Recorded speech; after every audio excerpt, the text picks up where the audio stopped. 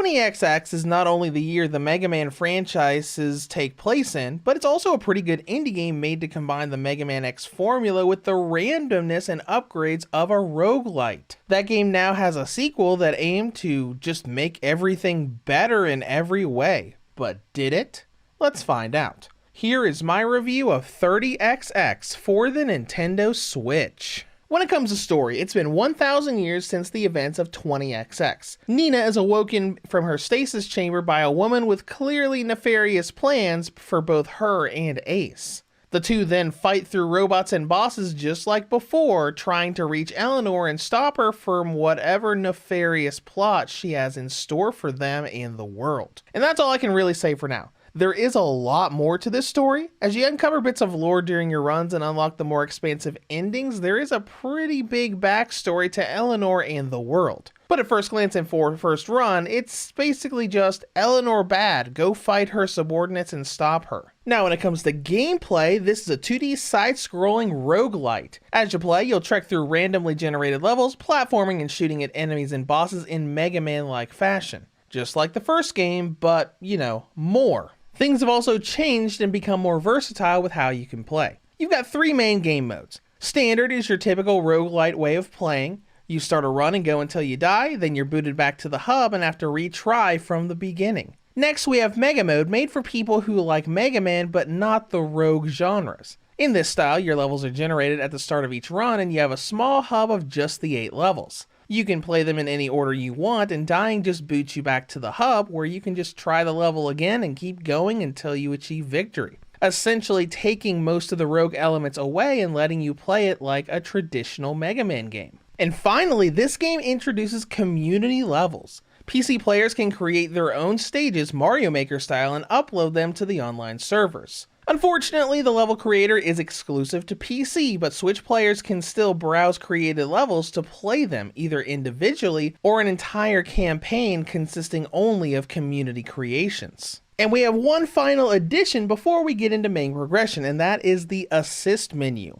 This makes things more versatile and user-friendly for people who don't like really challenging games. You can now modify enemy health, damage to the player, and game speed. So if you really want to, you can make it so that you take as little as 20% damage and reduce enemy health to 20% as well to turn a difficult game into an easy one. But anyways, the main thing you'll do is standard mode, and that's what I recommend doing. As nice as Mega Mode is, it locks out a large amount of the game's content. Standard has a much larger hub with NPCs that give you story bits, more unlockable upgrades that you keep for future runs, and all of the daily challenge segments to play the game in unique ways for leaderboards.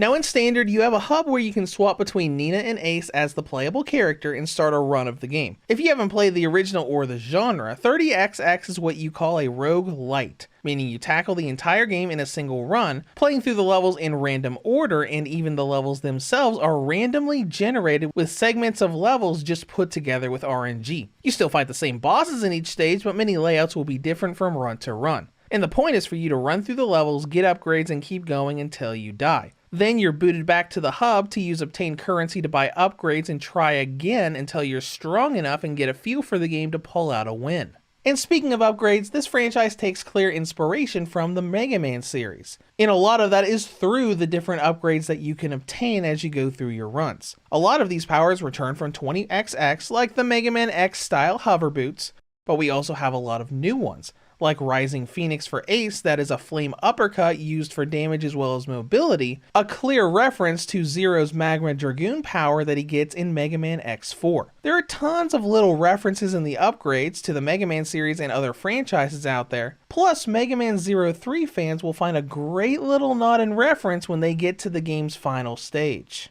That also goes into what was changed and improved with how you play the game. In 20XX, Nina and Ace were basically just Mega Man X and Zero, offering little variety outside of their main weapon of choice. But in this game they feel very different, with them getting different boss powers and how they use them.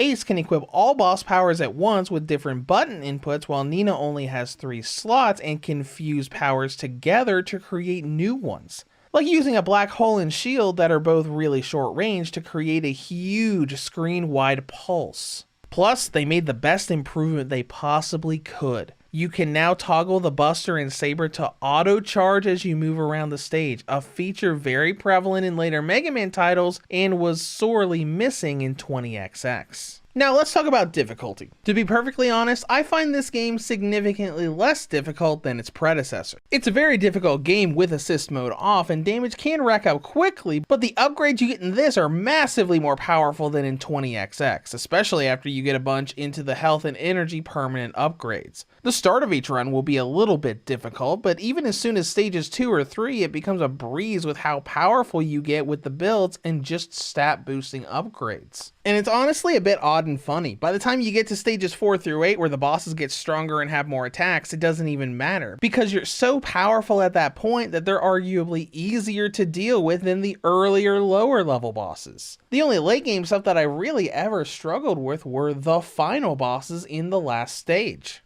But that's not necessarily a bad thing. It does make the game easier to traverse and clear, especially considering the main problem with 20XX's level design, final stages that couldn't be traversed without optional leg upgrades, is not a problem at all in this one.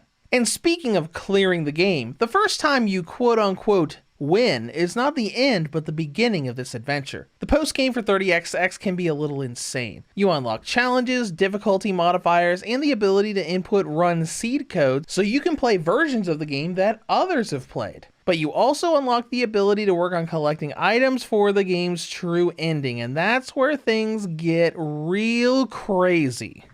So basically, you're building this machine in the post game, and you have to get specific items from your runs to be able to add and create that machine. The thing about this is that all of these items have a very precise condition on how you get them, like going through a run to get 3 story items that you get randomly before going to the high vault level and triggering a level change to get a unique item from that version of the stage, or going through a different level later in the game after you get all 4 pieces of a specific armor set. A bunch of very specific RNG based outcomes that you may or may not get until you've tried for several different runs. It's essentially something you need a guide for, as you're never gonna find all of these specific conditions randomly. I mean, one of them is even in the tutorial where you're supposed to go through it and then backtrack for a secret boss and item you can use later to get one of those items. That does give us a lot of content in Link though. A single completed run through the game will take about an hour or so, and it'll likely take you at least a few runs to beat the game for the first time. So I'd expect you to spend at least 3 to 5 hours out of this game, and then many hours after if you want to go through the post game for the true ending, or just having fun going through the community levels.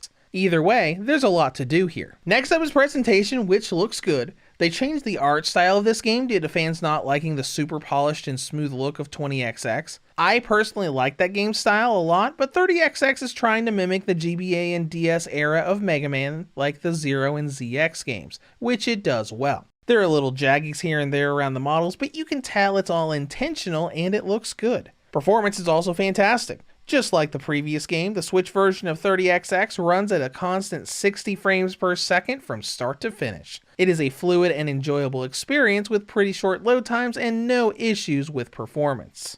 And that brings us to battery life, which is a little bit better than the previous game was. 30XX gives the original and light models a battery range of 3 to 4 hours, and the V2 and OLED models get 6 to 8.5 hours. In conclusion, 30XX took what the first game had and just made everything better. While it's unfortunate we didn't get the level creator on the Switch, there really isn't anything bad to say about this game. They took an already great concept, added versatility so it can be enjoyed by people who like and dislike the rogue genre, and added a ton of post-game content for people to trek through.